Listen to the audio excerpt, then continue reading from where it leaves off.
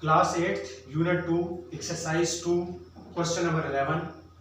The area of a square hall is 105 square meters. What is the length of one of its side? मतलब ये कि हमारे पास एक square shape में hall है और उसका एरिया हमें दिया हुआ है. हमने एक साइड की लेंथ फाइंड करनी है.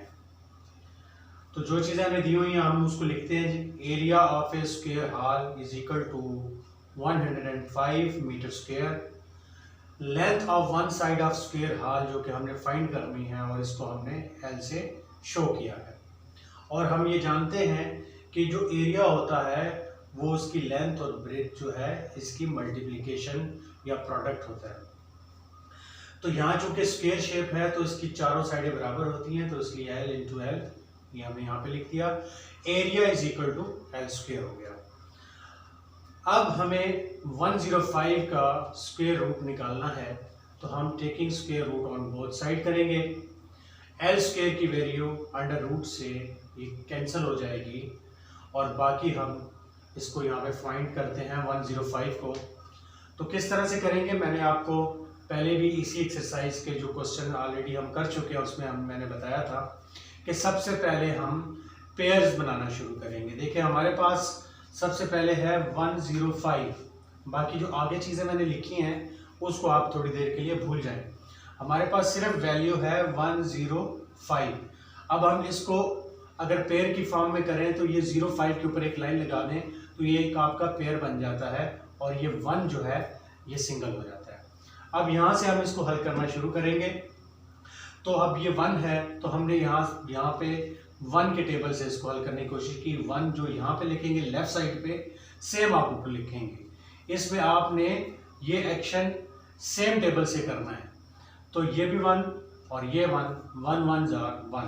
तो ये पहला 1 जो है ये 1 में से 1 माइनस हो गया. अब डिवीजन के हिसाब से जो अगला पेयर है वो नीचे उतरेगा. 05 उतर के आ गया यहाँ पे. लेफ्ट साइड पे मैंने आपको बताया था कि जो आप टेबल पढ़ते जाएंगे वो उसमें ऐड करते जाएंगे. ये आपके स्टेप में है. तो हमने ये 1 इसमें ऐड किया तो ये मैंने साइड में करके लिख दिया. तो ये हमारे पास 1 1 2 हो जाएगा. अब चूंकि ये जो चीज़ नीचे उतर के आई है 05 अब और यहाँ पे हमारे पास 2 है. अगर मैं यहाँ पे 1 भी लगाऊं, लेट्स सपोज 1 लगाऊं तो ये 21 हो जाता है जो कि 5 से बड़ा हो जाता है. तो मैथ्स में हमने पहले भी इस चीज़ को सीखा है कि अगर ये डिवीजन वाली ये अंदर वाली जो है वैल्यू कम पड़ जाए तो हम आगे नेक्स्ट जो डिजिट हैं उनको नीचे उतार सकते हैं. उस पर अब करना क्या होता है. अब जैसे ही देखें 105 है उसके बाद कोई वैल्यू नहीं थी तो हमने इसको पॉइंट लगा के उसके आगे 00 डाल दिया. वैल्यू उसकी चूंकि 105 ही रहेगी बेशक आप जितने 0 डाल दें. तो हमने जो ये 0 का पेयर बनाया था इसको नीचे उतारेंगे हेल्प करने के लिए इस 5 को. तो ये जो हमने ये स्टेप नीचे उतारने के लिए किया उससे पहले हम यहाँ पर 0 लगा देंगे. सेम 0 यहाँ पे भी लगा देंगे. ये और ये वाला एक्शन आपका सेम चलना चाहिए, एक साथ चलना चाहिए. तो ये जो 0 नीचे उतरा अब आपका इस 0 की वैल्यू आप खत्म कर दें तो आगे 500 हो जाता है. तो अब आपने ये पॉइंट ऊपर शिफ्ट कर देना है और दोबारा से यहाँ से 2 से मल्टीप्लिकेशन की. 2 ये और 2 ये. तो ये जब ये वाला 202 से मल्टीप्लाई होगा तो 404 आंसर आता है. यहाँ पे आपने माइनस करना है. जो भी कार्ड चार्ट करनी है आप ये खुद करके नीचे इनका आंसर निकल के आता है 9600. उसके बाद क्या किया, ये जो 2 हमने लगाया था इसको हमने इसमें ऐड कर दिया. तो ये 2 0 और ये 2 2 4 हो गए. अब नेक्स्ट टेबल हमने फिर दोबारा यहाँ पे 4 का सिलेक्ट किया, ये भी 4 का सिलेक्ट किया और इस 4 को इस 2044 से मल्टीप्लाई किया तो 8176 आंसर आया.